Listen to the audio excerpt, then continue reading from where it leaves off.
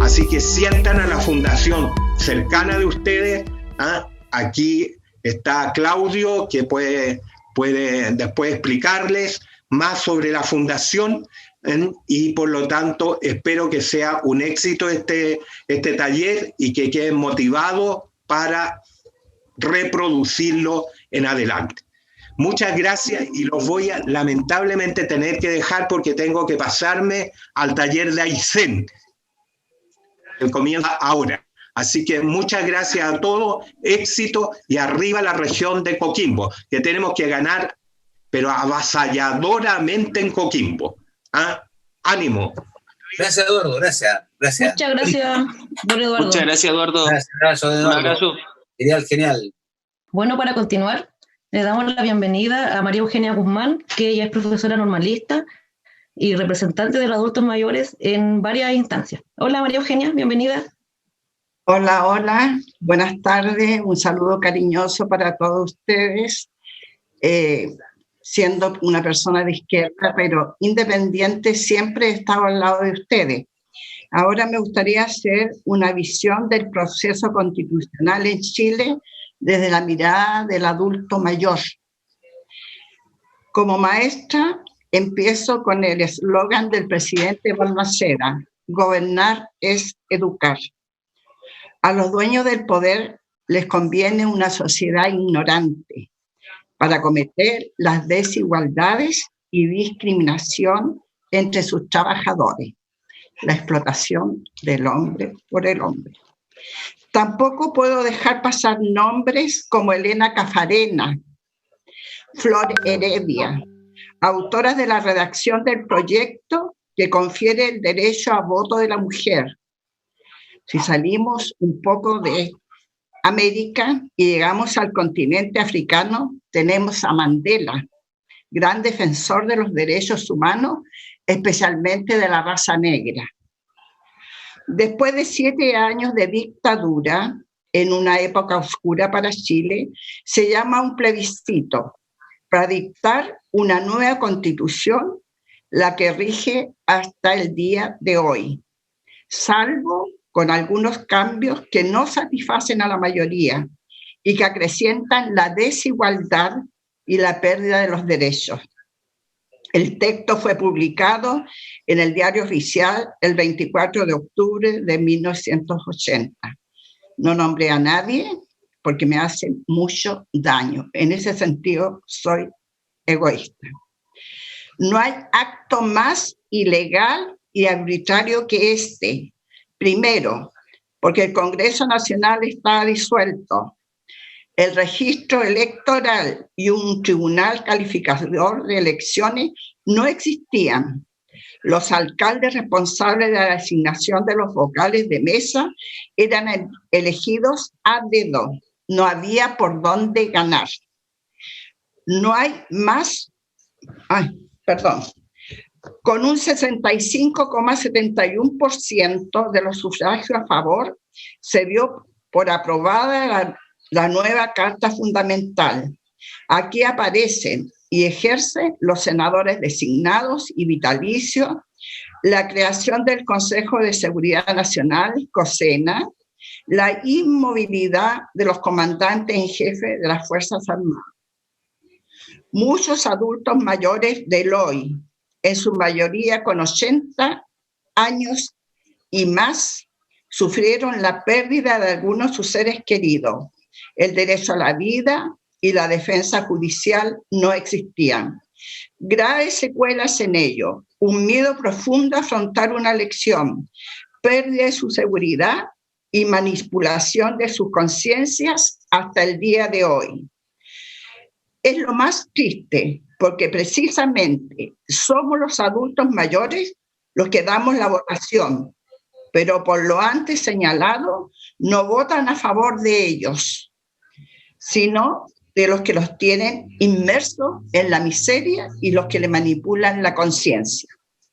Una de las pérdidas del derecho a la formación de maestros fue el cierre de las escuelas normales.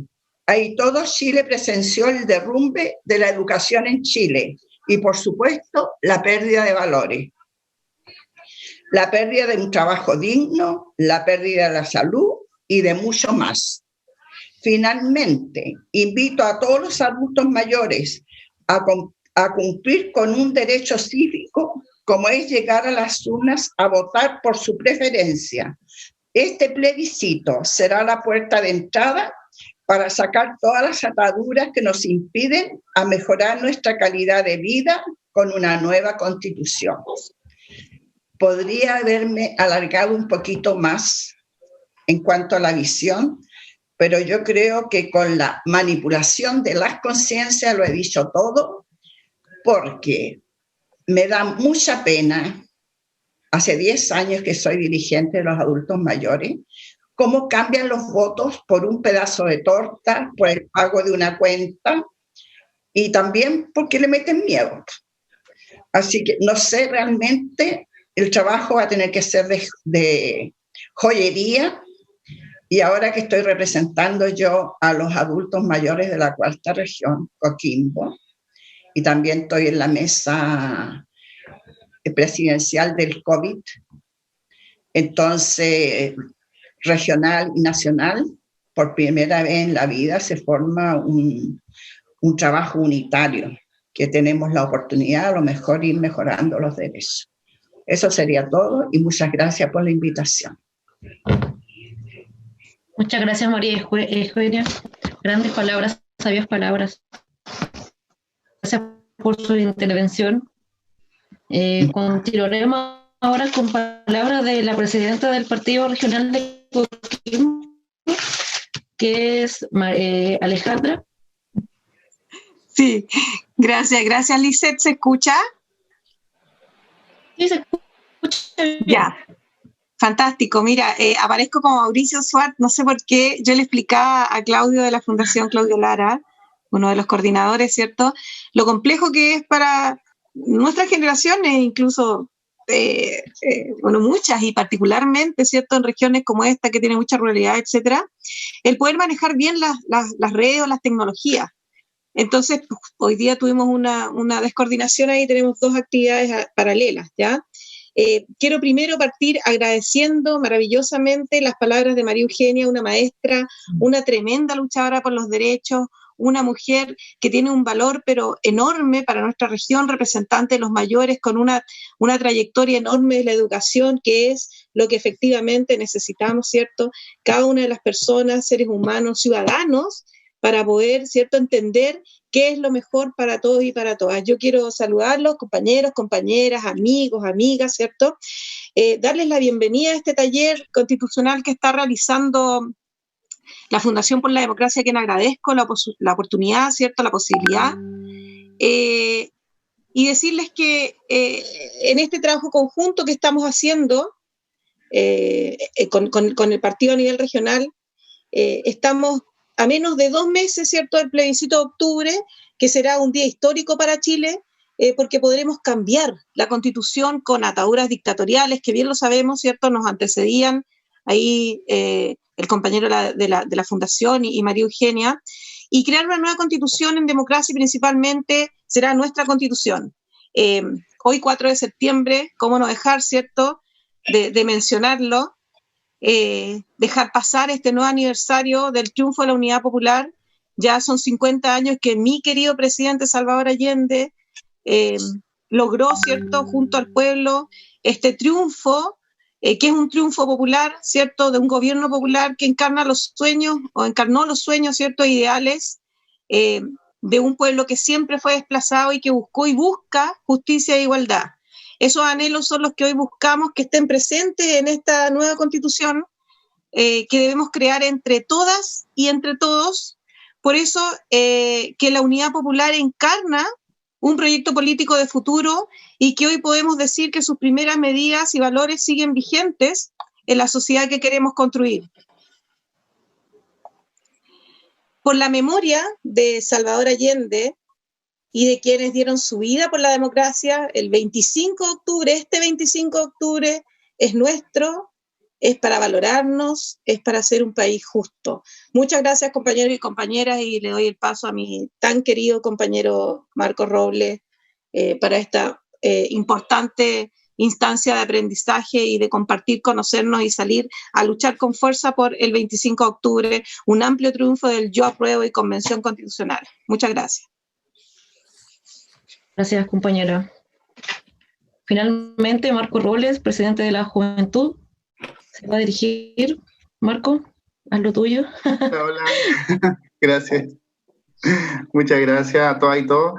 Y de verdad le agradezco a todas y toda su asistencia. Como bien decía Alejandra, hay varias actividades paralelas, ¿cierto? Incluso una con la presidenta del Senado. Yo, si no hubiera estado acá, hubiera estado allá, de seguro. Así que se agradece y se valora mucho su asistencia. Se ha dicho mucho, ¿qué más puedo decir? Detrás de escuchar a la Fundación por la Democracia, a María Eugenia, a Alejandra. Sin duda estamos viviendo un trance histórico, como lo diría el presidente Salvador Allende. Este es un momento histórico, es la primera vez que vamos a decidir nuestro futuro mediante la redacción de una nueva constitución. Entonces, se me ha encomendado la misión por parte de la Fundación de la Democracia, que también le agradezco este esfuerzo por descentralizar el conocimiento, en este contexto que es del proceso constituyente, y encomendarme esta labor a mí, que no soy un experto, nunca lo seré, no soy Fernando Atria ni Jaime Baza, pero eso es lo bonito de este proceso constituyente, que es de todas y todos.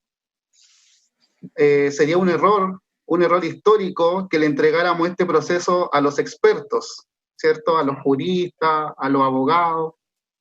No, eso sería un tremendo error, sino que este proceso de todas y todos por el hecho de vivir en esta tierra, tenemos derecho, tenemos algo que decir y algo que hacer en este proceso constituyente. Así que para eso quería decirles, voy a hacer una presentación, vamos a hablar de hartos temas. La verdad es que ojalá se dé una instancia de conversación, me pueden interrumpir todo lo que quieran, ahí Lisset me va a estar avisando si alguien quiere intervenir. Entonces, démosle inicio a esto. Entonces, este taller empieza con la pregunta, ¿por qué estamos aquí? Lo cual es una pregunta bastante amplia. Estamos aquí por un estallido social el 18 de octubre. ¿Qué pasa en este 18 de octubre? Varias cosas de cierto modo explotan en nuestra sociedad, varias cosas que se fueron acumulando. Una de las frases que escuchamos fueron, no son 30 pesos, sino son 30 años. Entonces, en toda esta presentación, lo que yo voy a intentar, no sé si me va a ir bien o mal, pero es dejarles en claro que la política en Chile, con la actual estructura, no tiene la capacidad de prevenir los abusos hacia la ciudadanía. No sé si me entiende, pero la estructura, porque partamos de la base que si nosotros analizamos la etimología de constitución viene del verbo constituir, y es porque la constitución constituye el poder político, ¿ya? Es la que construye, instaura, constituye, configura el poder político. Entonces yo quiero dejar claro solamente a lo largo de esta exposición una sola tesis, y es que con la actual estructura que nosotros tenemos, ni con toda la voluntad del mundo, nosotros podemos prevenir los abusos, ¿ya? Esa es la única base, y responde también a una pregunta muy fundamental, y es, ¿necesitamos cambiar la Constitución? Eso es lo que iremos tratando de contestar, ¿cierto? No sé si nos va a ir bien o mal, pero lo vamos a intentar por lo menos. Así que avancemos. Talleres constitucionales, construyendo una nueva Constitución hacia una nueva Constitución. Y la primera pregunta que nos hacemos aquí es, ¿qué es una Constitución? La Constitución son las normas fundamentales de la democracia establece las bases de todo ordenamiento jurídico y del pacto social del país. Es decir, qué tipo de república queremos ser y los derechos que queremos consagrar. Aquí esta definición nos da las dos fases o las dos caras que tiene una constitución. La faz orgánica, que son las estructuras del poder. Por ejemplo, lo que hace una constitución es establecer las instituciones y la orgánica, la estructura del poder, a través de, por ejemplo, los tres poderes del Estado, ejecutivo, legislativo y judicial. También establece otro tipo de instituciones autónomas, como la Contraloría General de la República, como el Tribunal Constitucional, las municipalidades, etc. Entonces, esa es la faz orgánica de la Constitución. Y también la Constitución tiene una faz llamada dogmática, que es la que contiene los derechos fundamentales, ¿ya? Fundamentalmente contenidos en el artículo 19 de la Constitución, ¿ya? El derecho a la vida, ¿cierto? El derecho a la propiedad, que es tan importante en Chile, a la salud, a la educación, a asociarse libremente, etc. Por lo tanto, en resumidas cuentas, la Constitución regula el ejercicio del poder a través de su faz orgánica y a través de su faz dogmática, ¿ya? ¿Está claro hasta ahí? ¿Me escucho bien? Lisette, ¿me escucho bien? Ya. Sí, se escucha bien. Todo bien. Ya, gracias. La Constitución, como lo hemos escuchado todas y todos, es considerada la madre de todas las leyes. ¿Por qué? Porque tiene mayor jerarquía normativa. De hecho, existe lo que se denomina la pirámide de Kelsen, que es una pirámide en la cual en la cúspide está la Constitución política, después vienen, por ejemplo, las leyes orgánicas constitucionales, las leyes interpretativas de la Constitución, después tenemos la ley ordinaria, después tenemos los decretos y la ordenanza, y en último lugar tenemos las sentencias judiciales, porque esas solamente obligan a las partes que se presentan ante el tribunal, no a toda la sociedad, ¿cierto? Entonces, la madre de todas las leyes, porque limita el poder político para garantizar el ejercicio de los derechos de la libertad de las personas, establece los derechos y los deberes de las personas, fija los principios del régimen de gobierno, que en Chile es presidencialista, centralizado, ¿cierto? Tan centralizado que en una oficina de Santiago se decide, por ejemplo, si hay cuarentena o no hay cuarentena en Coyhaique. Una oficina en Santiago decide y le informa a los ovallinos 3 días antes que se van a cuarentena total, ¿cierto? No considerando que el mundo rural de Ovalle compra que el mundo rural, ¿cierto? Las periferias de Ovalle no le alcanzan las 3 horas. Entonces, ¿qué quiero decir con esto? Que el centralismo estatal suele ser también muy ineficiente, suele ser estúpido también, en algunos casos. Y la Constitución es la madre de todas las leyes porque regula la organización y el funcionamiento de los poderes públicos. Sigamos.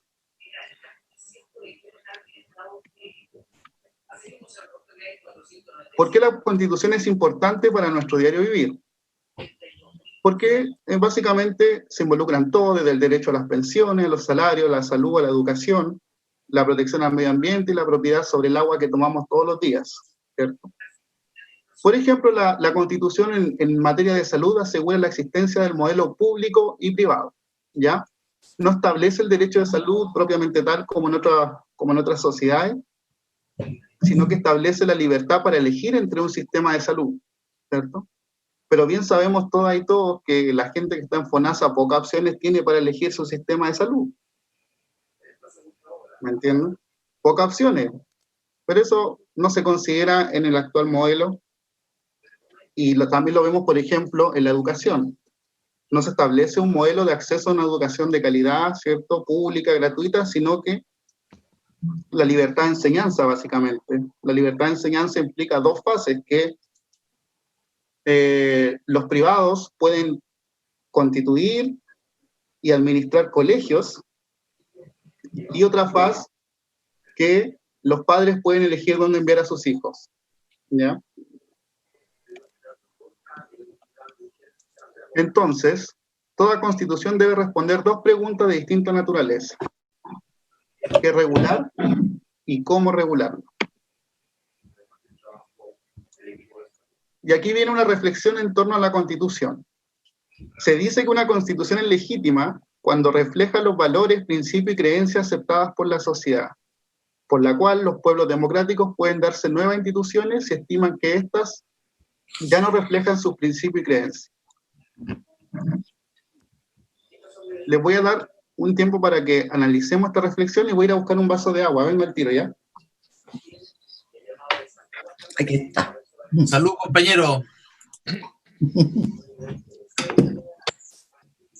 Hay que brindar con agüita. Que Es rellenar. verdad, ya estamos aquí. Ya. Entonces, ¿cuál es la reflexión? Que una constitución es legítima cuando refleja los principios, valores y creencias aceptadas por la sociedad. ¿O no? Pero, ¿cierto, María Eugenia? Pero, Sí. pero podemos adicionarle otro valor aquí, en estos tiempos que corren. Para que esta constitución sea realmente legítima, podemos adicionar el asunto de que esa constitución también, en la redacción de esa constitución, participen quienes van a ser afectados por ella. Exacto. La ciudadanía. Eso también es fundamental en estos tiempos. No está escrito en ninguna parte, pero es lógico. Es lógico. Tenemos que dejar de infantilizar a la ciudadanía. Eso es algo que siempre se ha hecho en nuestra sociedad, porque hoy en día tenemos la madurez para participar todas y todos en el proceso de redactar nuestra nueva Constitución. Entonces tiene que cumplir ambas cosas, diría yo. Reflejar los valores, principios y creencias aceptadas por la sociedad, y al mismo tiempo también que los afectados por esa nueva Constitución tengan la oportunidad de participar en su redacción. Constitución en Chile. Bueno, quienes me conocen saben que me gusta mucho la historia de Chile, así que igual me voy a demorar un poquito acá, pero no tanto. Ya. Constituciones de Chile, desde el año 1811 al año 1828 vivimos un proceso que se denomina el de los ensayos constitucionales, que los historiadores dicen que básicamente era una lucha por qué forma de Estado íbamos a tener finalmente, ¿ya? Era una lucha en el fondo por distintas corrientes que entendían de distintas formas el poder. Y esa lucha se termina en 1830 con la batalla de Lircay, donde los conservadores le ganan a los liberales. Por lo tanto, cuando se ordena nuestra república, la ordenan los conservadores. ¿Ya? Tenemos el primer reglamento provisorio de 1811, que fue redactado por la Junta de Gobierno, que seguía siendo leal al rey de España, Fernando VII. Tenemos el reglamento provisorio de 1812 de José Miguel Carrera, de 1814 de la Lastra, el primero de Bernardo O'Higgins de 1818. Un año antes, O'Higgins había abolido los títulos nobiliarios, algo extremadamente revolucionario para la época, eliminar los títulos nobiliarios y dejar de hablar de conde, duque, lord, ¿cierto? Es noble. Exacto. Eso también fue en torno a que estaba picado con la aristocracia por el hecho de que no lo dejaron gozar de sus privilegios por ser hijo de un ex virrey. Exactamente, también va vinculado a su historia personal, sí. Así es, don Juan. Entonces, también la segunda constitución de Bernardo O'Higgins, que es la de 1822, donde establece la igualdad ante la ley, algo fundamental, ¿ya? 2 puntos para O'Higgins, para los que no les gusta mucho O'Higgins. Tenemos la constitución moralista redactada por Juan Egaña de 1823.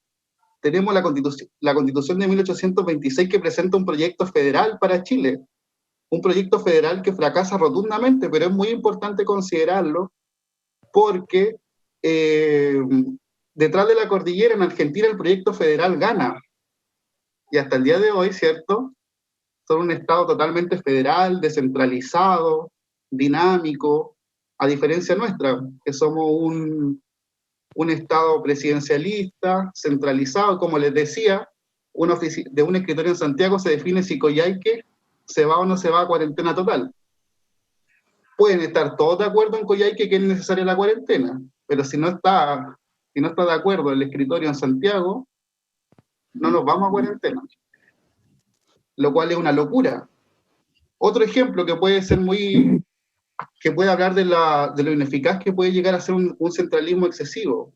Por ejemplo, si en virtud de la desconcentración administrativa, el Ministerio de Minería... Disculpa, Marco, se escucha medio cortado. ¿Ahora sí? ¿Me escucho? Marco, se escucha medio cortado, disculpa. Yo escucho bien. Yo también escucho bien. Yo igual escucho bien. Yo escucho súper bien. Ah, entonces usted, Enrique, o sea, Cristian. Sí, se escucha súper bien. No, yo escucho bien, Marco. Ya, perfecto. Sí, claro. Cristian. Impecable todo por acá, Marco. Ya, genial. por acá también. Muy bien. No está fome, ¿cierto? No, compañero, para nada. No, súper bien todo. Muy interesante, muy interesante. Dele nomás, Marco, dele. Ya, sigamos. Que me pierdo porque no tengo nada escrito. ¿Dónde íbamos? A ver. Estaba hablando de la Constitución Federalista.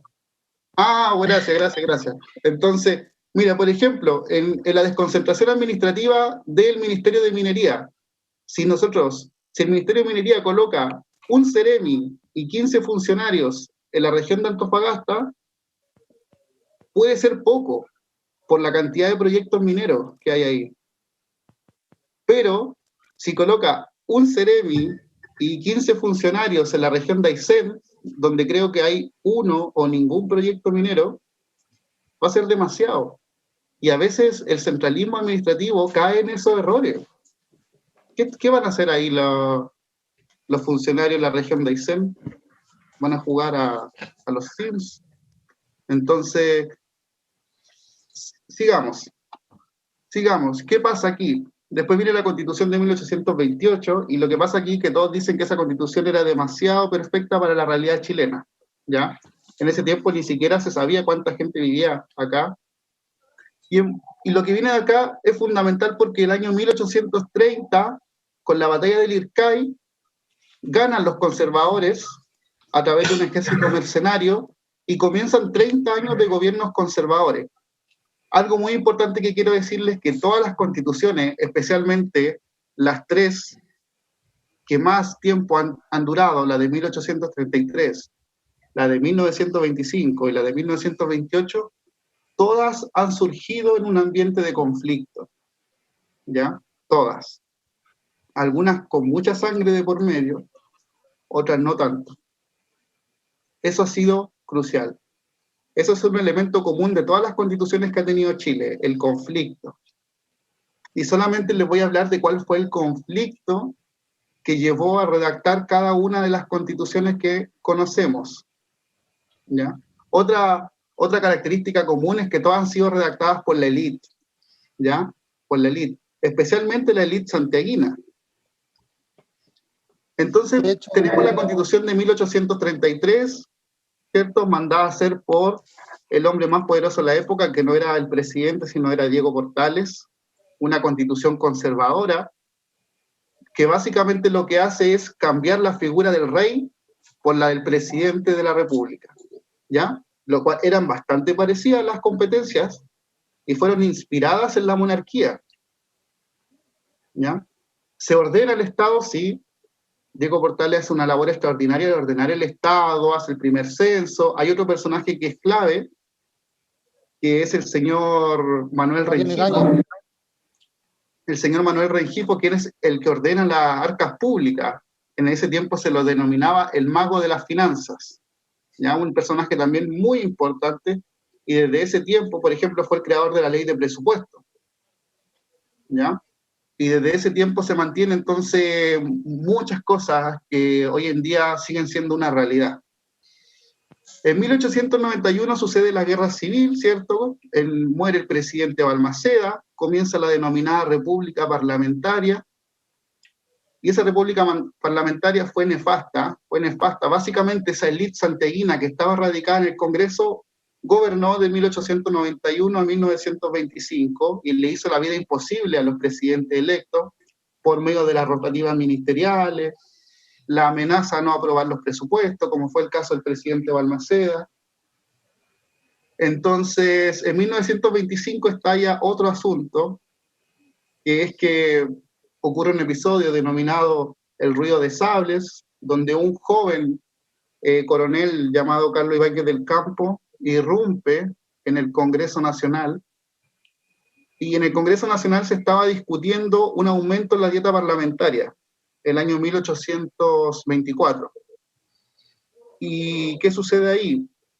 Que las leyes del presidente Alessandri Palma no habían sido aprobadas, las leyes sociales, estaban detenidas en el Congreso.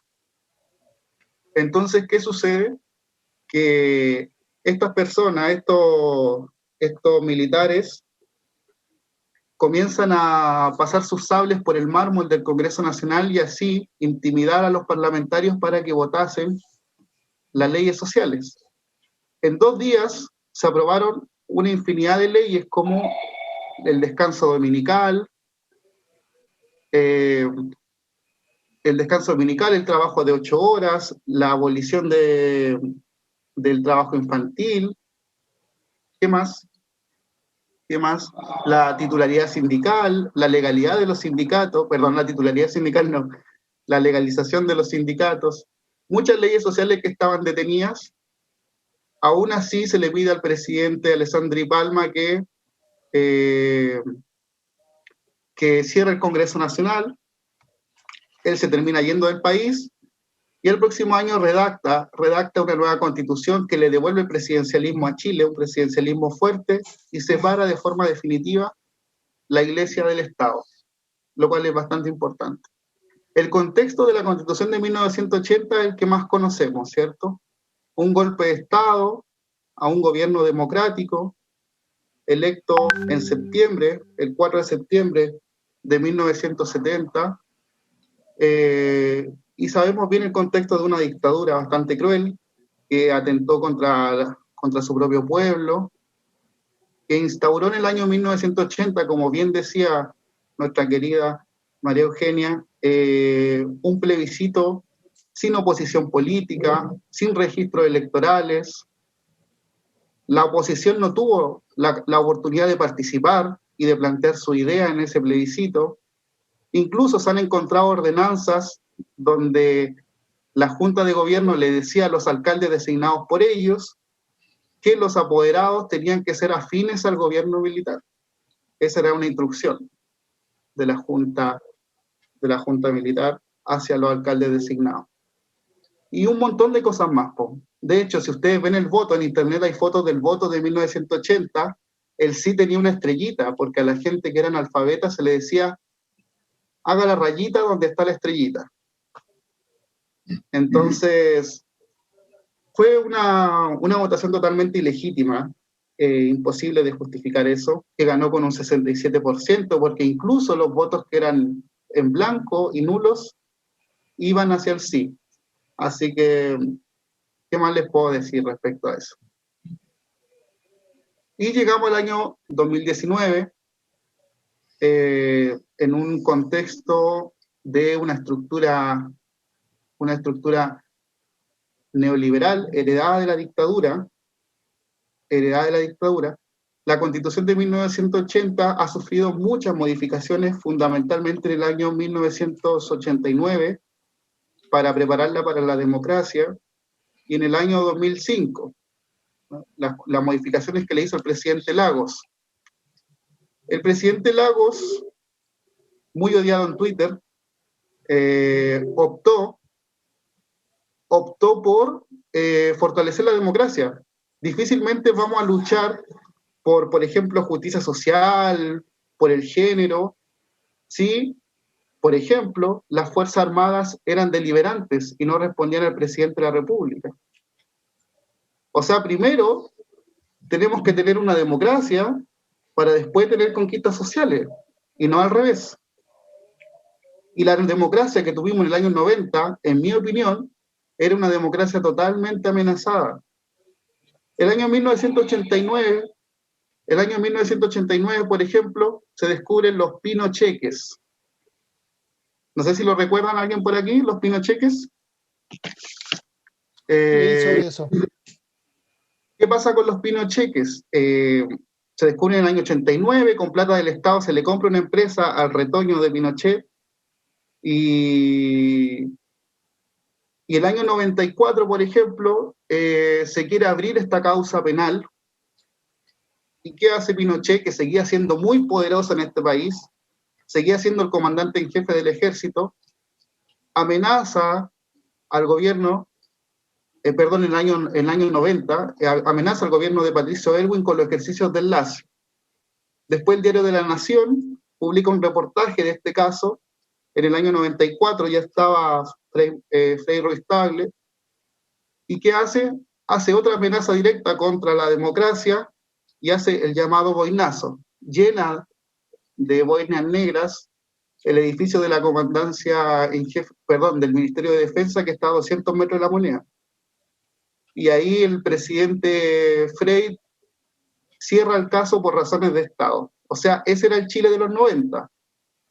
La izquierda política no ha tenido la capacidad de explicar esa situación a los jóvenes,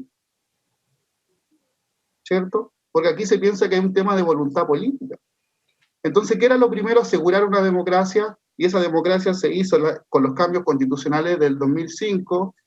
Las Fuerzas Armadas dejaron de ser deliberantes, pasaron a ser no deliberantes. Los comandantes jefes del ejército dejaron de ser inamovibles, como bien dijo María Eugenia. Se elimina la figura de senadores vitalicios y designados, que lo único que hacían era deformar la democracia, porque esas personas votaban en el Congreso, votaban, y no votaban a favor del progresismo. Entonces, ese fue el primer paso. Y quiero decirle algo, una idea también muy fundamental, y es que en estos últimos estos últimos 40 años en Chile, se han hecho las reformas que la derecha política ha querido, estimada y estimados. Las reformas que la derecha política ha permitido. ¿Ya? ¿Por qué? ¿Por qué les digo esto, estimada y estimado? Porque la dictadura se hizo una pregunta muy fundamental el año 1980 y posteriormente. Entonces se hizo esta pregunta: ¿cómo podemos evitar que las cosas cambien cuando nosotros no tengamos el poder? ¿Cómo podemos evitar que nuestro sistema no se modifique una vez que nosotros nos vayamos para la casa? Esa es la pregunta que se hace la dictadura de forma muy inteligente. ¿Cómo podemos hacer que incluso no estando gobernando nosotros, nuestro sistema se mantenga y evolucione en el tiempo? Y se crea un sistema muy perfecto, el que el profesor Atria llama las trampas constitucionales, ¿cierto? Que son básicamente que en este sistema no se pueden hacer grandes reformas. Nunca se han podido. ¿Ya? Y todas las reformas que se han hecho, como la del 2005, ha sido negociando con los creadores de la Constitución. Porque los creadores de la Constitución siguen vigentes y están aquí, están presentes, ¿cierto? ¿Quién fue noticia esta semana? Pablo Longueira. Entonces esas personas siguen aquí, muy actuales. Y esas personas son las que dan la venia para hacer o no hacer un cambio. Por ejemplo, ¿qué le pasó en 2005? El otro día incluso escuchaba a alguien que decía: ¿y por qué el 2005 no llamaron a una reforma constituyente? O sea, perdón, ¿por qué no iniciaron un proceso constituyente, hicieron un plebiscito? Porque la derecha política no lo permitió. Ustedes vieron la cara de Jacqueline Van Rieselberghe el año pasado, ¿cierto?, en el acuerdo de paz, atrapada por el movimiento ciudadano post 18 de octubre. O sea, les digo algo, yo el 4 de septiembre del 2019, ni en mis mejores sueños hubiera imaginado que íbamos a cambiar la Constitución. Y en mis mejores sueños, esos sueños que uno despierta y dice: ay, ¿por qué desperté? Quería seguir soñando. O solo yo tengo esos sueños, no sé, pero nunca hubiéramos imaginado, sin un estallido social, que se pudiera tener la opción de cambiarla. ¿Por qué? Porque eso requería un acuerdo político transversal que no iba a suceder pacíficamente. ¿Ya? No sé qué... Sigamos mejor, me fui muy lejos. ¿Alguna pregunta hasta acá? Ya no es un sueño, compañero. ¿Perdón? Ya no es un sueño. Sueños se hacen realidad. Así es. Sigamos. La Constitución de 1980 está dividida en capítulos, primero de las bases de la institucionalidad, nacionalidad y ciudadanía, derechos y deberes constitucionales, el artículo 19 que recién les mencionaba, los capítulos 4 a 6 de Gobierno, Congreso Nacional, Poder Judicial y Ministerio Público, capítulos 7 a 14, otro organismo del Estado y de reforma constitucional. Como ven, no contempla el cambio de la Constitución, sino que establece solo la reforma constitucional, con las leyes supramayoritarias que hemos visto a propósito del 10%, la gente igual se dio cuenta de eso, de que se necesitan quórums altos para hacer cambios estructurales. 3/5, 4/7, 2/3. Eso es algo también que la clase política no ha podido enseñar a la ciudadanía respecto a que los cambios no van más allá de la voluntad política muchas veces. Aportes de la Constitución de 1980. El primer aporte es la estabilidad. Las constituciones sí tienen que ser estables en el tiempo. No se puede caer en el error que cada gobierno que asuma cambie la Constitución. Eso sucede en los países, ¿cierto?, más inestables del mundo, y es lo que nadie quiere. Entonces ahí se enfrentan dos valores, que después vamos a analizar. Mantiene el sistema político, que es el Estado unitario, el presidencialismo y la separación de poderes, y establece el recurso de protección. Por ejemplo, me quiero detener un poquito en el recurso de protección, porque mucha gente coincide en que este es uno de los puntos que se debe mantener en la futura Constitución, el recurso de protección, ¿ya? Que no es un recurso porque no tiene la intención de anular, modificar una sentencia judicial, sino que lo que busca es hacer que el aparato jurisdiccional, a través de la Corte de Apelaciones, intervenga por el hecho de que se está vulnerando un derecho fundamental contenido en la Constitución, ¿ya? Entonces, esto es uno de los puntos que se quiere mantener casi por todas las fuerzas políticas, el denominado recurso de protección, que como bien dije no es un recurso. Falencia de la Constitución de 1980. El origen ilegítimo en dictadura, que también lo mencionamos, ¿cierto? Lo que tienen que hacer las constituciones muy fundamentalmente es representar a la ciudadanía, ya ser representativa. Y el origen ilegítimo, por supuesto, rompe eso, independiente de si es eficaz o no. Una constitución parchada, lo que recién hablábamos en 2005, y no solamente en el 2005, se han hecho más de, han habido 22 periodos de modificaciones, y las modificaciones son incontables las que se le han hecho a la Constitución. En el 2005, como vimos, se hicieron esas modificaciones, se eliminaron los senadores vitalicios designados, dejaron de ser deliberantes las Fuerzas Armadas, pero la negociación de la derecha fue, por ejemplo, fortalecer el Tribunal Constitucional, que tantos problemas no ha traído esas modificaciones que se hicieron en el año 2005. Porque, por ejemplo, se cambia la conformación. Antiguamente la conformación del Tribunal Constitucional era más bien de tipo técnico, jurídico, y después la conformación, a partir del 2005, pasa a ser política. El Congreso elige miembros del Tribunal Constitucional, el presidente, la Corte Suprema elige 3. No recuerdo qué ley fue, pero una vez el actual ministro Belolio, cuando era diputado, perdieron en el Congreso, y él gritó al Pleno No importa, porque en el Tribunal Constitucional somos 6-4. Entonces, ahí en el Tribunal Constitucional iba a actuar como tercera cámara e iba a deformar la voluntad popular, la soberanía popular radicada en el Congreso Nacional, y le iba a dar el favor de la derecha. A la derecha, ¿por qué?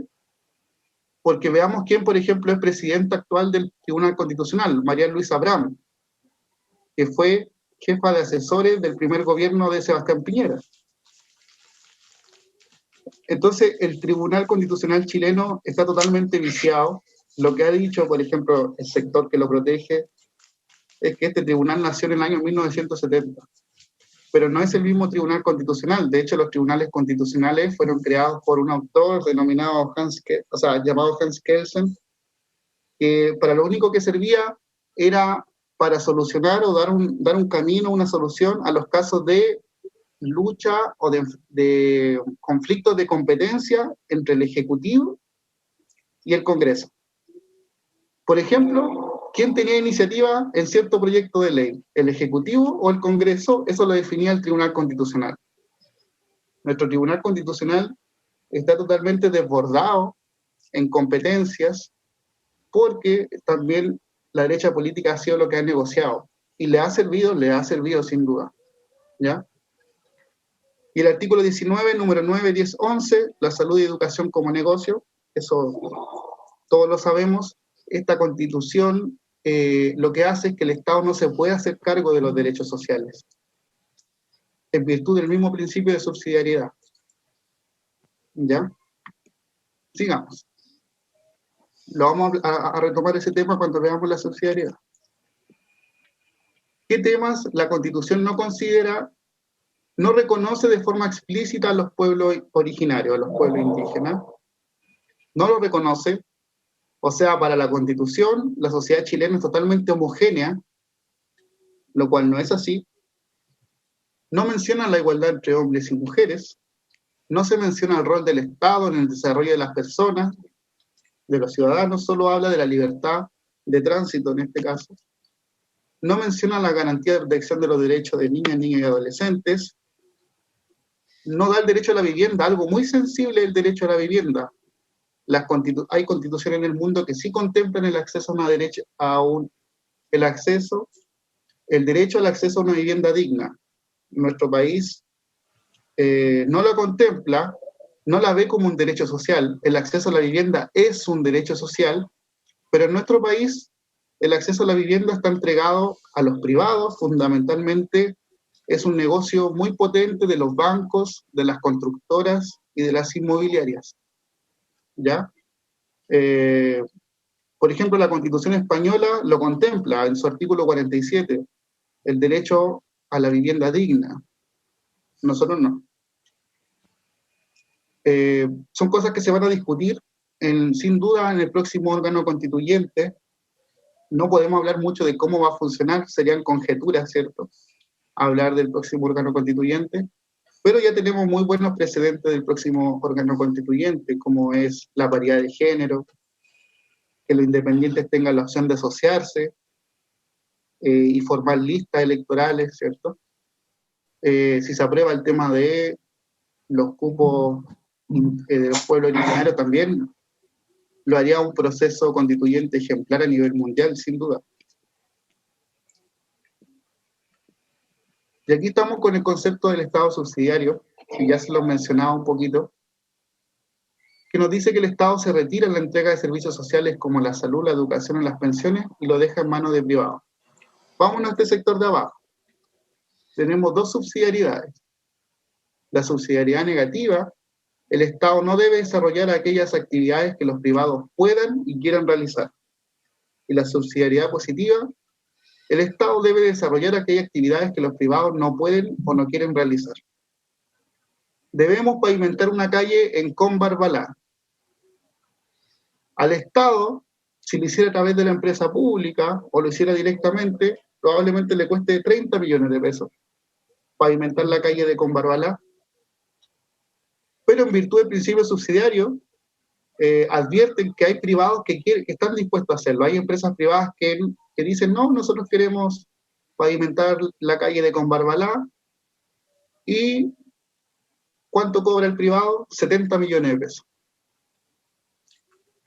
El Estado chileno, por la estructura que se le ha dado, está obligado a darle esa concesión al privado, aunque le cueste más del doble.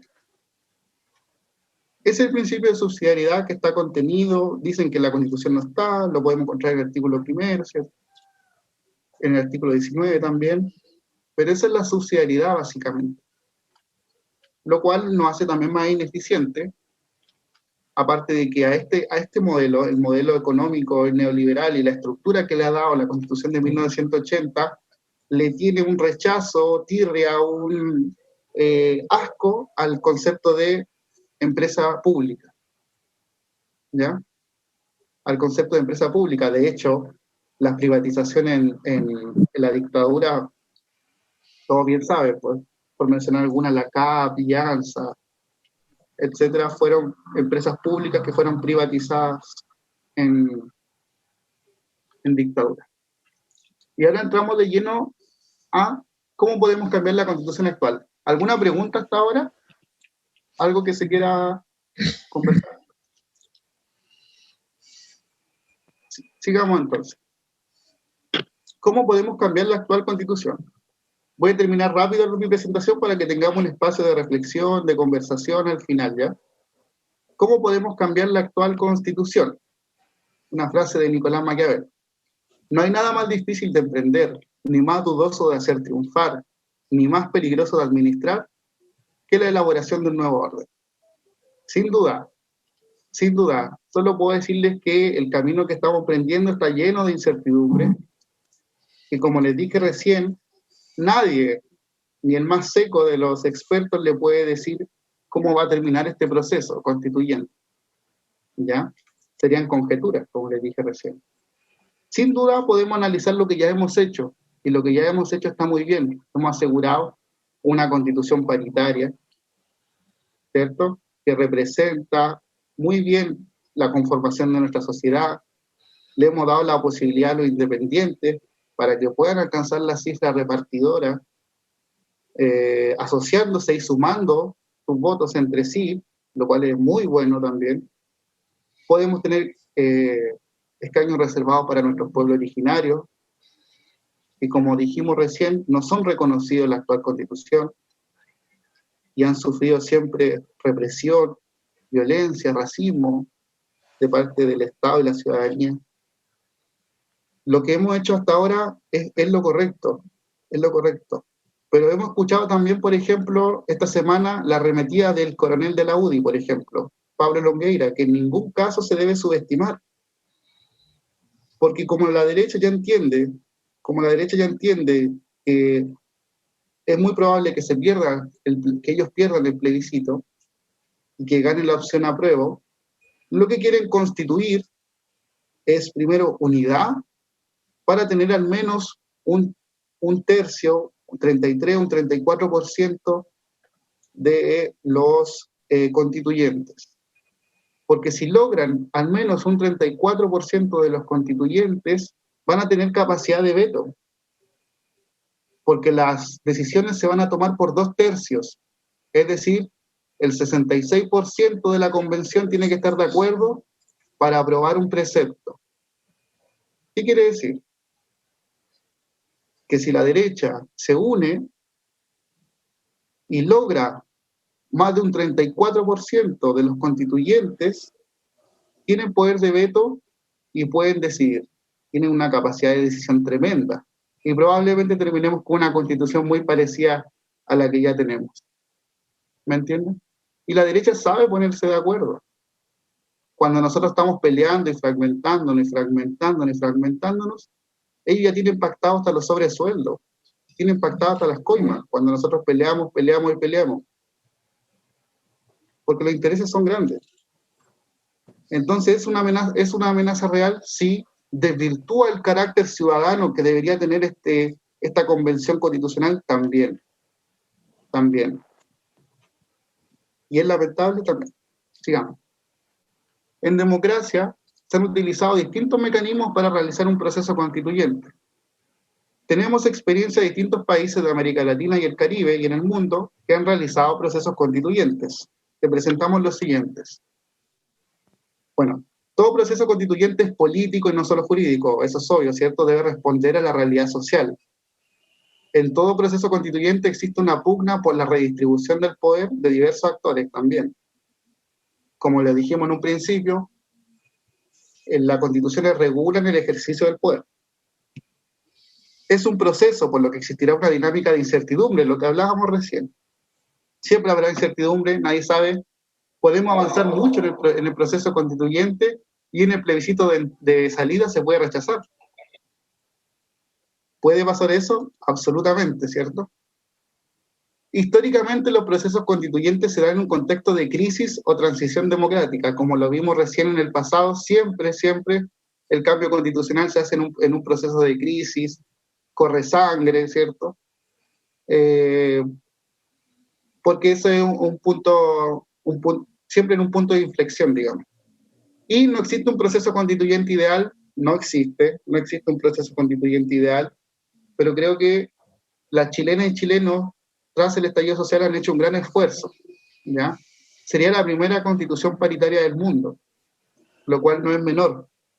Entonces, hasta ahora, vamos bien.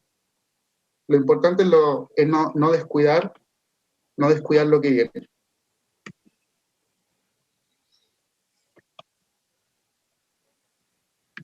¿Qué sucede? A ver. Ya. ¿Cómo se puede redactar una nueva constitución? Puede ser un panel de expertos, una comisión designada a dedo, como ha sido la historia de Chile, ¿cierto? La del 33 estuvo dirigida por Mariano Egaña, la de 1925, la subcomisión dirigida por José Massa, la Constitución de 1980, la Comisión Ortúzar, bueno, fueron 3 comisiones en el 80, la Comisión Ortúzar, la Comisión del Estado, que la dirigía el presidente Jorge Alessandri Rodríguez, y la propia Junta Militar. La propia Junta Militar también intervino en la redacción de este proceso constituyente, y el panel de expertos, la comisión, esa gente cercana al régimen o al gobierno, los amigos, amigas, ¿cierto? Siempre han sido los que han redactado las constituciones en Chile. Existe la Convención Constituyente, que es lo mismo que la Asamblea Constituyente, así que si quieren marcar AC en el voto del 25 de octubre, lo que se arriesga ahí es que el voto sea objetado.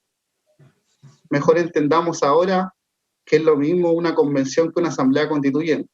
Y también eso fue negociación con la derecha, que la derecha quiso confundirnos un poquito y lo logró en cierto modo. También nos ha confundido un poquito, así que está bien. Y el Congreso Constituyente, en Chile hubieron casos de Congreso Constituyente en el periodo anterior a 1833, ¿cierto? De los ensayos constitucionales. Ejemplo del mundo. Aquí tenemos el de asambleas constituyentes o convención constitucional, como Islandia, Bolivia, Ecuador, Portugal, Italia, Venezuela, Paraguay, Colombia, Guatemala. Aquí tenemos el caso del Congreso Constituyente, ¿cierto? Sí, del Congreso Constituyente, Brasil, El Salvador, Corea, República Dominicana, Uruguay, Nicaragua, Perú. O sea, los parlamentarias a cargo de la redacción de la nueva Carta Magna. Un ejemplo que no está aquí es España en 1978, los españoles la denominaron la legislatura constituyente, en 1978, una constitución que nadie duda de su legitimidad, ni siquiera los movimientos independentistas dudan de la legitimidad de la Constitución de 1978 de España. Aquí tenemos los casos de comisiones designadas, Chile en 1973, ¿cierto? Brasil, Turquía, Suiza, Kenia, Chile en 1925, Chile en 1833, etc. Y la convención mixta, que es un experimento raro que no se ha aplicado, mitad parlamentario, mitad ciudadanía. Y que ojalá, ¿cierto?, no gane porque en primer lugar no se aplica la paridad de género, no se aplica el rol de los independientes que puedan sumar sus votos, no se aplica la participación de pueblos originarios, y no se aplica la inhabilidad para presentarse a cargos públicos pasado un año determinado el proceso constituyente. Ahí está, Constitución en nuestra historia, falta la de 1826, pero fue Congreso Constituyente también. La del 2020 no sabemos porque tenemos que decidirlo el 25 de octubre. Aquí tenemos la diferencia entre convención mixta y convención constitucional. Yo sé que ustedes ya la saben. 155 convencionales la convención constitucional, la convención mixta 172, el 50% parlamentario en la mixta y 50% persona electa, y no tienen inhabilidades para presentarse como candidato cuando termine, ¿cierto?, su mandato. Y aquí sí tienen la inhabilidad, 100% electos por la ciudadanía. Y aquí tenemos el diagrama de decisiones. La del 25 de octubre son las de arriba. Apruebo o rechazo, convención constitucional mixta o convención constitucional. Y en el año 2022, el de salida, el plebiscito de salida. Rechazo o apruebo. Si rechazamos, todo el trabajo que hizo la convención constitucional se va al tacho de la basura y se mantiene la actual constitución. Y si se aprueba, entra en vigencia la nueva constitución que redactó esa convención constitucional. ¿Cierto? Sin duda se van a dividir en comisiones y van a tener una mesa que la organiza. Sin duda van a tener una comisión técnica, ¿cierto?, fundamentalmente de abogados que van a asesorar a los constituyentes, van a tener sus normas. La regla de decisión, 2/3, como le dije recién, el 66% debe estar de acuerdo para establecer una nueva norma, y la hoja en blanco. ¿Qué quiere decir la hoja en blanco?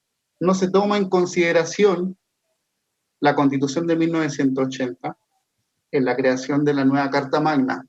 Pero también creo yo que tiene una faz subjetiva, psicológica, y es que la hoja en blanco, los constituyentes no van a pensar que están modificando la Constitución de 1980.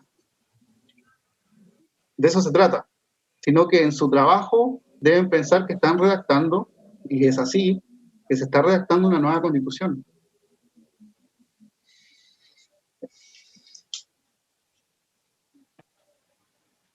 ¿Cómo se eligen los constituyentes? Por el sistema DONT, el mismo sistema, las parlamentarias y parlamentarios, aquí en la región de Coquimbo, entonces se eligen 7, y se suman, ¿cierto?, los votos de las diferentes listas electorales, y se debe llegar a las cifras repartidoras. ¿Quiénes deciden cambiar la Constitución? El rol de la ciudadanía en el proceso constituyente. Entendemos que hoy la democracia ya no acaba en ir a votar cada 4 años.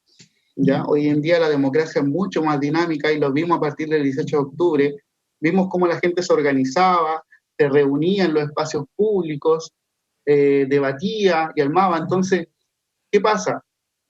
Tenemos el poder formal constituido fundamentalmente en el Congreso, que delibera y decide, pero también ahora tenemos unos espacios donde se discute del poder a través, por ejemplo, de los medios de comunicación, de los diarios, de la gente que se autoconvoca, como nosotros en este momento que estamos analizando nuestro proceso constituyente, y cuando termine vamos también a reflexionar al respecto. Entonces, ¿qué sucede? Debemos conectar ambas áreas. Debemos necesariamente conectar ese poder formal, político, con la deliberación que está ocurriendo en la ciudadanía. En Chile no se conecta. ¿Ya? La ciudadanía, las chilenas y chilenos ya tienen la capacidad de deliberar acerca de su futuro, de lo que quieren y no quieren para su sociedad. Y esa deliberación que hace la ciudadanía, que después 18 de octubre se hacía en las plazas, se hacía en las juntas de vecinos, en la sede de los partidos políticos, etcétera, debe ser tomada por la clase política.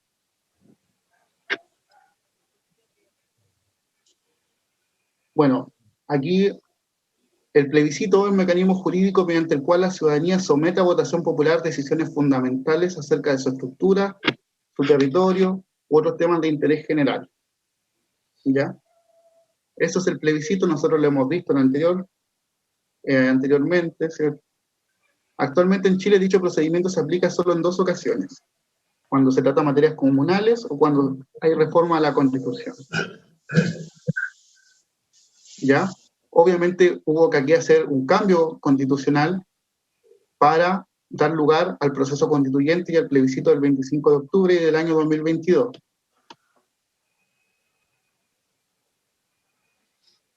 Acuerdo por una nueva constitución. Se le entrega a la totalidad de la ciudadanía la decisión de cambiar o no la actual constitución, qué mecanismo utilizar y aprobar o rechazar al término de este proceso, ¿cierto? Las fechas importantes las sabemos: el 25 de octubre, el 25 de septiembre que viene inicia la franja televisiva, el 25 de octubre tenemos el plebiscito, el 11 de abril son las elecciones de los constituyentes, y en enero del 2022 vamos a ratificar o no el trabajo hecho por la Convención Constitucional. Se agrega la segunda vuelta presidencial del próximo año. Los plazos, el órgano constituyente tiene un plazo de 9 meses, prorrogable por 3 meses más, y 60 días posteriores a la elaboración del texto se debe realizar el plebiscito. ¿Ya? Esa es la carta, ese es el, ¿cómo se llama? Se me olvidó el nombre. El voto. El voto, digamos. El modelo de voto de, ¿quiere usted una nueva constitución? Apruebo o rechazo, plebiscito, y convención mixta y convención constitucional, y va a explicar al mismo tiempo de qué trata cada una. Bueno, aquí lo que ya les mencioné, 2/3, ¿cierto? Se necesitan 2/3 para que una norma sea aprobada dentro de la Convención Constitucional. El quórum de 2/3 acordado busca que la nueva Constitución sea producto de grandes acuerdos. Todo aquello en que no se llegue a los 2/3 quedará fuera de la Constitución, entregando la discusión al nuevo Congreso, donde se resolverá por mayoría simple, es decir, 50-1. Todo esto debido a que la discusión constitucional será en una hoja en blanco. Quiere decir que cuando no hay acuerdo no se aplicará en ningún caso la Constitución de 1980. El poder constituido trata de regular con la Convención. La Convención, en primer lugar, no podrá alterar los quórum ni procedimientos, ¿cierto? La Convención deberá constituir una secretaría técnica, que ya lo vimos. No podrá intervenir ni ejercer ninguna otra función o atribución que la que le ha encomendado la Constitución y la ley. Y el texto de la nueva Constitución, que se someta a plebiscito, deberá respetar el carácter de república del Estado chileno, su régimen democrático, las sentencias judiciales, los tratados internacionales que estén vigentes, etc. Y esa es la presentación. Voy a dejar de compartir pantalla. Bueno, Marco, muchas gracias. Bravo, Marco. Buen trabajo. Muchas gracias. Bien, Marco. Bien. Buenísimo. ¿Va a compartir después el PowerPoint? Para que expliquemos, porque ahí tenemos la fecha, o sea, está bastante bueno el... Es de la Fundación por la Democracia, pero se puede compartir. Pero por supuesto, bueno, somos del mismo. Quería agradecer, como quizás se me quedaron muchas cosas en el tintero, lo que quería era que nos viéramos, porque cuando siempre está compartiendo pantalla se pierde esa capacidad de vernos y de conversar más directamente, así que quería dejar de compartir para que podamos reflexionar al respecto. Es muy necesario, he hablado un montón de cosas, pero es necesario que nos tomemos en serio este proceso constituyente, que lo tomemos con fuerza. Ya han salido amenazas de verdad muy serias y preocupantes que le pueden cambiar el carácter al proceso que estamos viviendo, y el resultado puede ser más de lo que tenemos, ¿ya? Y es algo que nosotros debemos evitar, que debemos organizarnos. Como bien les dije, la mayoría de las personas que estamos acá tenemos roles políticos, participamos en política, y sí, el Felipe Barraza, ¿quién te escucha? Sí, voy, espera. Disculpa. Ya. Entonces, se me fue la idea. ¿Qué le estaba diciendo? No, debemos tomarnos muy en serio este proceso. La clase política, nosotros sabemos que hay gente muy bien intencionada, pero que nosotros tenemos una estructura tan perfecta en el sentido de que no se pueden hacer grandes cambios, ¿ya? Entonces quiero, por ejemplo, hablarle de qué nos llevaron, qué nos llevó al estallido social. Como decían, no fue el alza de precios del metro. Tenemos problemas serios en salud, en educación, una salud totalmente privatizada. El problema de la seguridad social, ni con toda la voluntad política se puede cambiar el sistema de AFP. ¿Ya? Con el actual modelo no se puede, con el actual principio de subsidiariedad no se puede. Entonces, ¿qué dice la gente? No, es que los políticos responden a los grandes intereses económicos. Les doy un ejemplo de esto, les quiero dar un ejemplo serio. ¿Qué pasó con el CERNAC? ¿Se acuerdan ustedes de la ley CERNAC? La ley CERNAC era súper potente, tenía poderes jurisdiccionales, iba a operar como un tribunal la ley CERNAC. Un león sin dientes. Claro, y tenía poderes, podía, por ejemplo, solicitar información pública, tal como lo puede hacer un tribunal, podía emitir resoluciones, etcétera. Pero llegó al Tribunal Constitucional y, como bien dice el compañero Juan Marcelo Gómez, se le quitaron los dientes a la ley CERNAC. Ya se le quitó esa capacidad jurisdiccional de operar como un verdadero tribunal. Me voy a retroceder más aún, y la Dani Peña se debe acordar de la LOCE. ¿Se acuerdan de la LOCE? La Ley Orgánica Constitucional de Educación. La LOCE, ¿y por qué la cito? Porque ahí yo creo que en ese momento la gente dejó de creer en la clase política. Porque la Ley Orgánica Constitucional de Educación fue una demanda estudiantil. Y la presidenta Bachelet quiso cambiarla por la LEGE, la Ley General de Educación. No sé si lo recuerdan. La LEGE, cuando se llevó al Congreso en el primer gobierno de la presidenta Bachelet, incluía la eliminación de la selección y el fin al lucro en la educación. Pero esa ley, o sea, era una ley totalmente adecuada, buena, progresista, era lo que se necesitaba. Pero en el Congreso necesitaba 4/7. Necesitaba 4/7 para ser modificada una ley orgánica constitucional. Entonces, ¿qué pasó? Se le eliminó ese capítulo donde se prohibía la selección en educación y también se eliminó el capítulo donde se prohibía el lucro en la educación. Pero para la promulgación de la ley, que también salió sin dientes, pero esta vez del Congreso Nacional, fueron las dirigentes y dirigentes estudiantiles a la promulgación con la presidenta Bachelet. Hoy en día, eso debe haber sido el año 2009, no recuerdo bien. Hoy en día eso es impensado. Hoy en día ustedes no van a encontrar a dirigentes y dirigentes especialmente secundarios que vayan a la promulgación de una ley. ¿Tú crees, Cristóbal Barra, que eso pase hoy en día?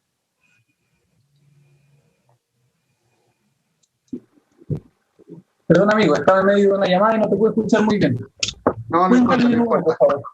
No importa. Quería ver si estaba atento. No, mentira. Muchas cosas, perdón. Sigamos. Pero ¿me entienden lo que les digo? O sea, yo creo que ahí se produce el quiebre. Ahí se produce el quiebre porque pese a todos los jóvenes igual fueron a la promulgación de la ley en el Palacio de la Moneda. Esa ley, la Ley General de Educación, salió sin dientes del Congreso.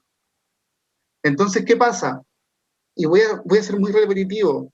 Independiente de la voluntad política, la clase política no puede evitar el abuso en este país. No puede evitar el abuso. Otro ejemplo, por ejemplo, recién le estaba hablando de la ley CERNAC. La ley CERNAC salió sin dientes del Tribunal Constitucional. Ese requerimiento para cercenar la ley CERNAC lo interpuso el presidente de la Cámara Nacional de Comercio, Manuel Melero, hermano del diputado UDI Patricio Melero. él interpuso un escrito con reserva constitucional. ¿Me entienden? Entonces, ¿qué pasa? Hay más de 1 millón de juicios en contra de las ISAPRES, más de 1 millón de juicios, y como los juicios tienen efecto relativo, solamente atienden al caso en particular, solucionan el caso en particular. A veces, por ejemplo, no sé, un alza unilateral de prestaciones, ya, lo revocan, pero más de 1 millón de juicios no han tenido la capacidad de cambiar el sistema privado de salud. Porque la clase política en la actual estructura no puede, por más bien intencionada que sea, no puede hacerlo. Eso es lo que se está jugando. ¿La ciudadanía entiende eso? No, porque no tenemos la capacidad de explicar nada. No le explicamos. La gente, a raíz del 10%, se dio cuenta de lo que son las leyes supramayoritarias, de que se necesita a veces llegar a 3/5, 2/3, ¿cierto? Pero el progresismo de este país no aprovecha esas oportunidades para educar a la gente y explicarle, oye, está bien, pero no depende solamente de nuestra voluntad. La presidenta Bachelet en su segundo gobierno tuvo alrededor del 55% del Congreso, pero nunca un gobierno ha tenido 2/3 del Congreso. Nunca. Como les dije en un principio, la dictadura se hizo una pregunta formidable: ¿cómo evitar que las cosas cambien cuando ya no tengamos el poder? Y lo hicieron de una forma formidable, ¿cierto? Entonces, ¿qué entiende la ciudadanía? Que no hay voluntad política, o que las fuerzas políticas, incluso de izquierda, responden al poder económico. Esos son los desafíos. También hay un desafío que es intelectual, el saber explicar. Nosotros lo hemos hablado con Mónica Bazán, ¿cierto? Con Rosa, en las reuniones del Comunal La Serena, cómo no se tiene la capacidad de explicarle esto a la ciudadanía, de explicarle de que se han hecho los cambios que los redactores de la Constitución actual han permitido. Pero aquí tenemos la oportunidad histórica de cambiar esa situación, de cambiar la estructura del poder y cómo se regula el poder en Chile. Eso es todo. Muchas gracias. Hola, Felipe. Grande, Hola, grande Marco. Dije Felipe, pero no, Marco. Grande Marco. Jamás te dio la palabra. Moja. Un tecito. ¿Se escucha?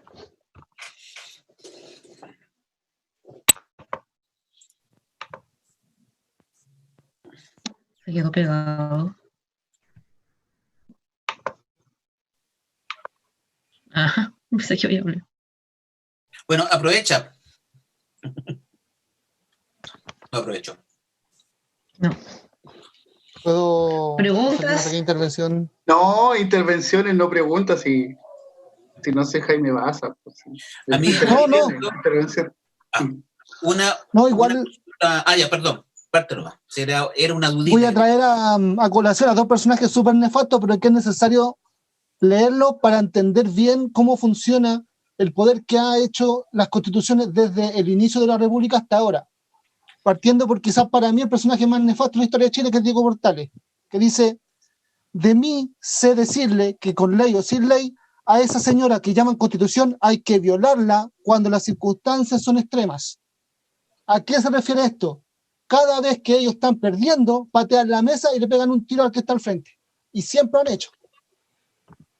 Ahora, ¿por qué traigo esta colación? Porque por primera vez no estamos en esta posición. Por primera vez somos mayoría y ellos no pueden hacer eso. Todas las veces que se ha intentado hacer algo, han pateado la mesa y han pegado el tiro.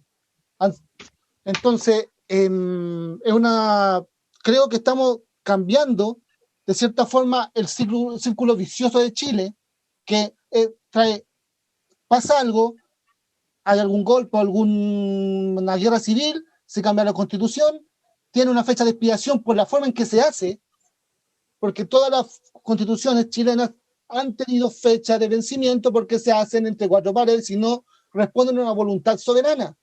Entonces son cortoplacistas y siempre han sido así. De hecho, la constitución de 1833 duró mucho tiempo porque fue cambiada muchas veces fue cambiada después de las guerras civiles que hubieron en la década del 50 del siglo XIX. Entonces, esa constitución siempre estuvo ahí, al margen, hasta que cayó. Y a la otra persona nefasta que quiero traer a colación, y que también refiere a lo que dijo Marco sobre el asunto de cómo hicieron la constitución, que es Jaime Guzmán, que dice: la constitución debe procurar que si llegan a gobernar los adversarios, se vean constreñidos a seguir una acción no tan distinta a lo que uno mismo anhelaría, porque, valga la metáfora, el margen de alternativas que la cancha imponga, de hecho, a quienes juegan en ella, sea lo suficientemente reducido para hacer extremadamente difícil lo contrario. En pocas palabras, nosotros no tenemos que funcionar tampoco con esa mentalidad de haga una constitución para nosotros y eliminar eso de que la constitución sea cortoplacista. Una constitución que no dure 50 años y que en 50 años vengan otras personas con un pensamiento político muy diferente al de nosotros y pase lo mismo y vuelta de nuevo otra vez. Tenemos que pensar también en los ciudadanos de 50 a 100 años, haciendo una constitución que sea lo suficientemente buena para regularnos, pero también que sea lo suficientemente buena para que se pueda amoldar a una ciudadanía que va a existir.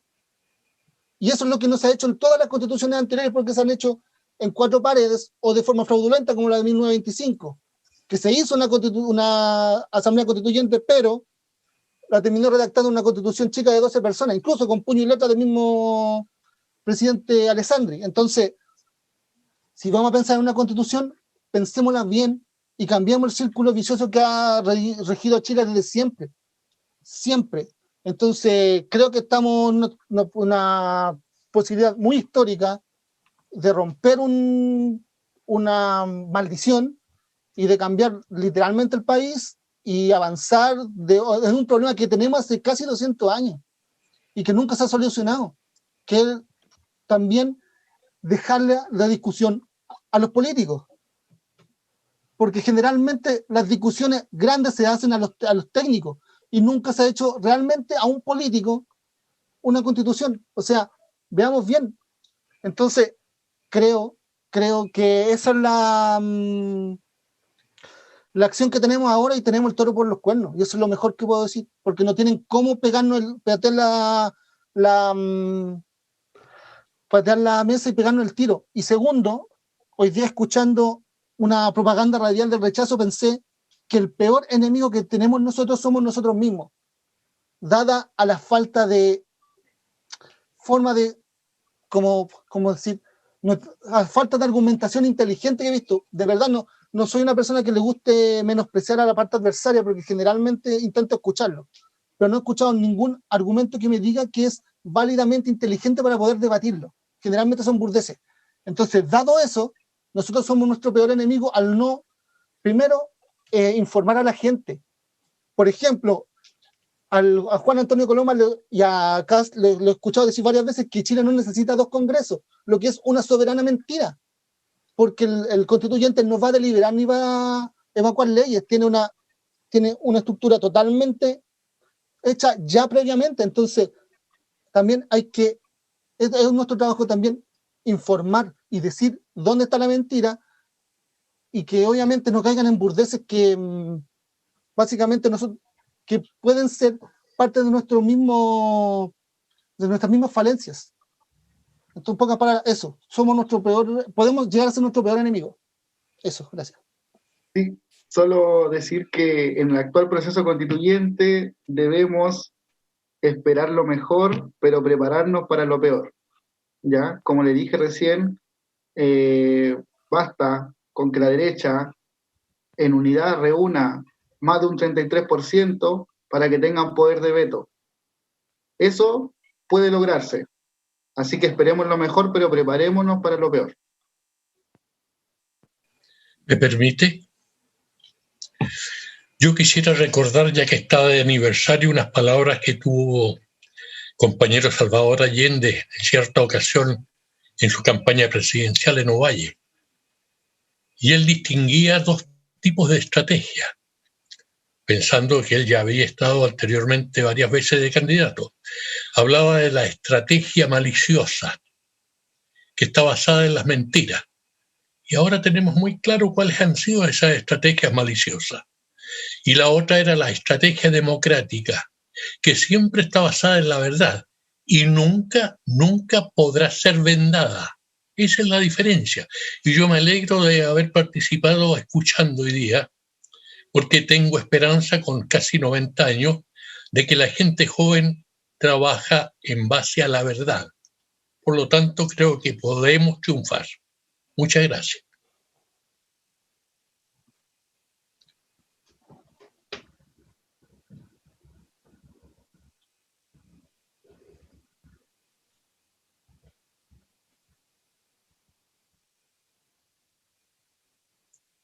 ¿Alguien más? Grandes palabras, muy grandes palabras.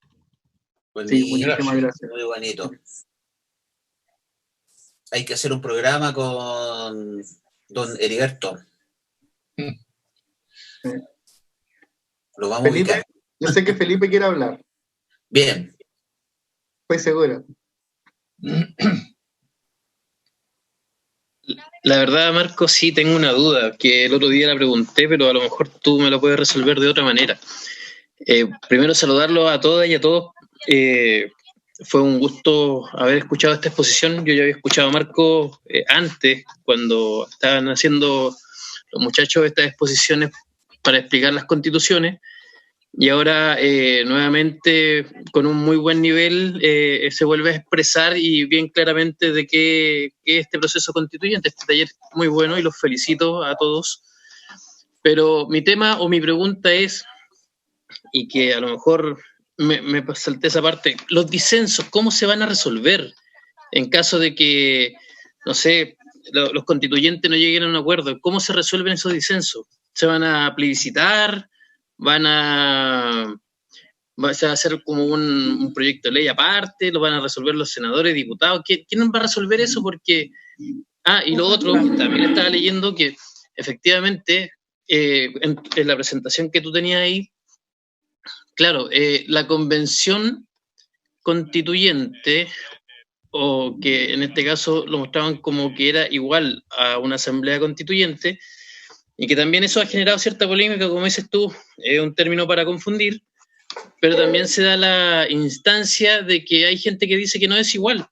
Y en este caso se ve que, claro, es como que nosotros llegamos a un proceso, pero que viene arreglado con anticipación.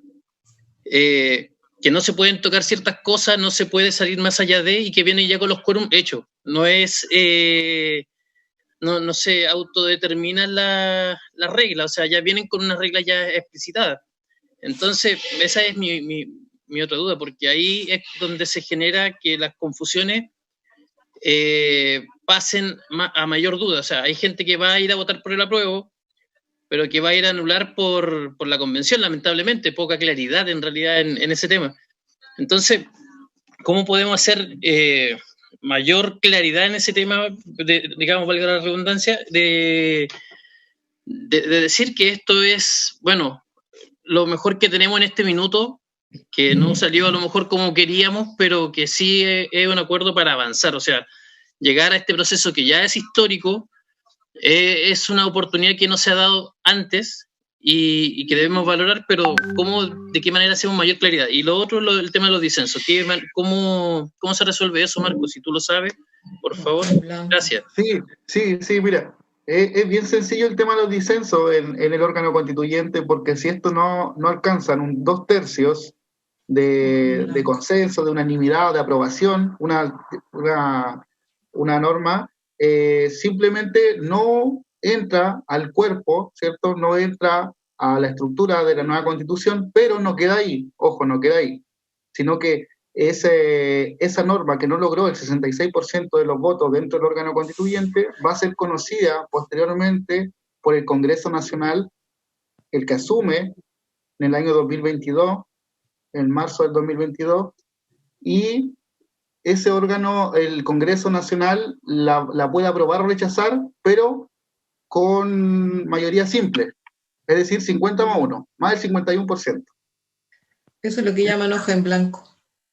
Exacto, esa es la forma. Pero hay algo muy interesante, y me acordé también de algo que leí por ahí, es que otra de las cosas que se quiere mantener junto con el recurso de protección que se los mencioné recién, una de las cosas que se quiere mantener es también la denominada comisión mixta, la forma de resolver las controversias entre el Senado y la Cámara de Diputadas y Diputados.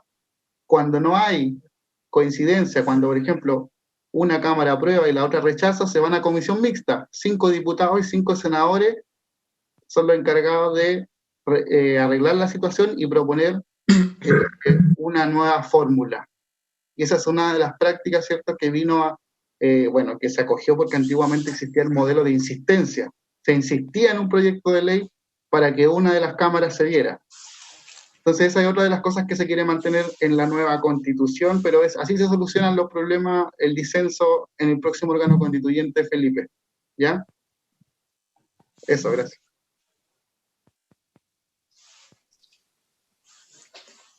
Marco, lo importante es que todos difundamos. Esta presentación fue muy buena porque nos pone en conocimiento que si ellos logran, y que la ciudadanía no la tiene tan clara, sobre el 33% no va a haber prácticamente cambios, porque ellos van a oponerse a todo cambio que hoy en día les favorece a la derecha, y no estoy diciendo que debemos tener una constitución solo de izquierda, sino que los cambios fundamentales son los que hoy en día la derecha no quiere cambiar, y si ellos logran tener el 33% de sus personas electas, la constitución no va a ser un gran cambio.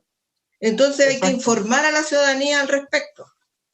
Sí, bueno, yo encuentro que si en algo hemos fallado en informar, en un modo súper global lo digo, así en algo hemos fallado en informar, y hay una amenaza real.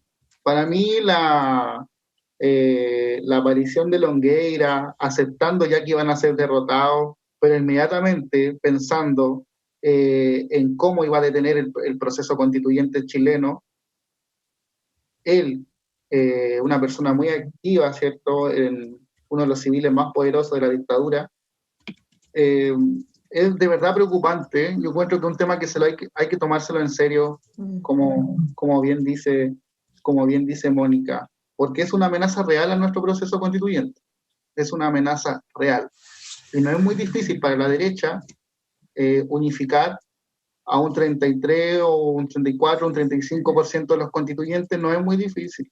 Recordemos que tras ellos está el poder económico de este país. ¿Ya? El poder económico está detrás de este país. Por eso le ponía el caso, ¿cierto?, de la ley Cernac.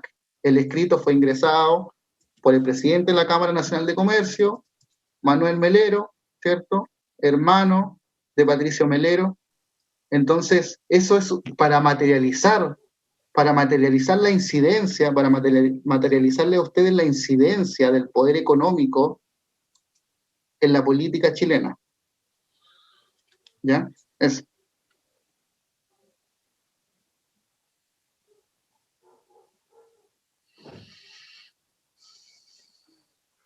Una pregunta práctica. Marco, ¿está grabado esta presentación? Sí, Mohamed la grabó, ¿cierto, Moja? Para cortarla en la parte precisa y replicarla, y si ustedes quieren, están de acuerdo, yo lo hago, lo dejamos bonito y lo compartimos con todos, y creo que sería, porque sabes tú, lo que tú hiciste es súper claro, y vas con un antecedente histórico, si tú tomas, y llegas hasta el final, explica todos los pros y los contras, lo que hay que hacer. Entonces, si tenemos problemas de llegar a la gente, creo que sería una herramienta súper fácil de producir y súper masiva. Así que si quieren, yo lo haría inmediatamente para comenzar ya. No, esa pega, pero esa pega es de eficiencia. Es de cine. De eficiencia la juventud, güey. Bien. Súper buena idea, Juan Marcelo, súper, porque así la única forma que la gente vote informada. Exactamente. Me quedé pensando con lo que tú dijiste, con lo que dijo Marco también, de que esta cosa, si no se cuenta el cuento, no nos van a meter el gol. Y yo con respecto a este niño Longueira he estado leyendo harto para ver por dónde viene la moto de él o cuál es el sentido de él, y él quiere socavar el proceso desde adentro. Sí. Desde adentro se vistió de oveja, que pobrecito, que todo, que tiene, y aparte tiene unas yayas impresionantes, y provocó que Lavín, que la Matei saltara también, pero él, en buenas cuentas, es como una especie, es como un palo blanco. El palo viene por otro lado. Ojo, él está así como un monigote que va a ser como de adentro, a ver qué es lo que pasa, quién reacciona, pero el golpe viene por otro lado. Si estos son astutos, aparte tienen las comunicaciones, los diarios, tienen todo, y meten los temas, en vez de estar hablando de que la gente se informe. O sea, ¿por qué no estamos hablando aquí de una comparativa entre las campañas? El compañero ahí, Juan Collante, hizo algo que él escuchó, pero debiéramos estar escuchando al adversario y debiéramos estar inventando una contracomunicación. Pero no, el tema que ellos quieren que hable para que perdamos el tiempo es que se metió Longueira, que la Matei está aquí, porque manejan las comunicaciones, sí, pero al dedillo, y nos meten el tema. Ellos hacen que nosotros hablemos lo que ellos quieren para que nosotros perdamos el tiempo. Bueno, es lo que pienso humildemente. Por eso hagamos eso y me parece bien. Súper. Bueno, quiero saludar a nuestros compañeros concejales Waldo Contreras y Enrique Tapia, que no lo había visto. Un saludo para ellos. Mauricio. Sí, te decía, Marco, bueno, esto son estrategias en realidad, es estrategia de la derecha, y hay muchas cosas que nosotros como líderes jóvenes tenemos que tener súper claro, que hoy en día es tratar de informar a la gente, pero con estrategias, no perder el tiempo, chicos. Compañeros y compañeras, yo creo que el desafío está en todos nosotros y utilicemos la estrategia, es lo más conveniente que hay que hacer hoy en día, compañeros. Eso es. Así es. Muy bien. ¿Alguna otra pregunta para ir terminando o no? Bueno, entonces nos despedimos. Lisette está con problemas de internet, así que voy a terminar moderando yo. Quiero agradecer su asistencia a todas y a todos. De verdad, agradecer que estén aquí. Sabemos que hay mucha actividad y me ha encantado esta dinámica de que en todas partes se están haciendo Zooms, se está educando, ¿cierto? Hoy día celebramos 50 años del triunfo de la Unidad Popular, que entre sus misiones estuvo educar a la ciudadanía, sin duda, ¿cierto? Entonces, esta labor la tenemos que hacer, seamos independientes, seamos militantes, todas y todos tenemos algo que enseñar, algo que decir, una especialización, algo que compartir con el resto. Lo que pasa el 18 de octubre es que se rompe una característica que es vital para el neoliberalismo, que es el individualismo. Eso se rompe el 18 de octubre y nace y se muestra a la ciudadanía una sociedad súper solidaria. Esa solidaridad se ha mantenido con la pandemia, con las ollas comunes, con la preocupación, con la rifa, con todo lo que hemos hecho las personas que estamos acá. Entonces, habiendo solidaridad, rompiéndose el individualismo que es tan necesario para el neoliberalismo, no queda otra opción que el cambio. Se rompió el Chile individualista. Entonces, el cambio es inevitable. Así que muchas gracias. Gracias a ti, Marcos. Excelente presentación, de verdad. Alcayo, muy buena presentación. Los felicito, compañero. Muchas gracias. Marco. Súper bueno, Marco. Presidente Alejandro. Marco, sí, yo mira, quiero agradecer la excelente presentación. Bueno, tal como decía Felipe por ahí, nosotros ya habíamos vivido la experiencia de la forma que tú tienes de enseñar, ¿cierto? Que es súper cercana, es fácil de entender, y eso es muy bueno porque es la tarea que nos toca a cada una de nosotros, nosotras y a cada uno de nosotros poder hacer. Pero quiero, bueno, aparezco como Mauricio Suárez, ya lo había dicho al principio, pero no quiero dejar, ¿cierto? Además de agradecer a Marco, a la fundación que le hice en principio por la oportunidad, ¿cierto? Pero quiero agradecer principalmente a don Heriberto, maestro las tremendas palabras, porque esas son desde la sabiduría, así que le agradezco muchísimo. Y tal como decía mi gran compañero del partido, el Marcelo, Juan Marcelo Gómez, sería fantástico poder hacer un encuentro intergeneracional con Heriberto, ¿cierto? Sí, porque por favor, esa experiencia para nosotros es muy importante. Y agradecer, por supuesto, también a Marcelo Gómez ahí con su idea. Él siempre ha estado con el partido, trabajando con el partido. Gracias, Marcelo, porque eres un gran valor para nosotros, para nuestro partido. No solo para la Comuna de Serena, sino que para Coquimbo y para toda la región. Gracias, Marco. Gracias a la Lisette, que sé que está con problemas ahí de Sí, no, pero Lisette hizo bien, está bien, todo. Grande la Lisette, nuestra moderadora, pusimos todas las fichas y grande niña, maravillosa. Y gracias a todos y a todas los que han estado participando de esta importante oportunidad para todos nosotros. Heriberto, un gusto darlo con nosotros. Felicitación, querido compañero. Vamos, la felicitación a todos. Muchas gracias. A disposición de ustedes. Gracias, Mónica, por todo. Gracias a todos. Rosa, un gusto. Gracias a todos. Gracias, estén muy bien. Chao, chao, nos vemos. Chao, Ha sido chao. un gustazo. Chao. Nos vemos, gracias. Buena.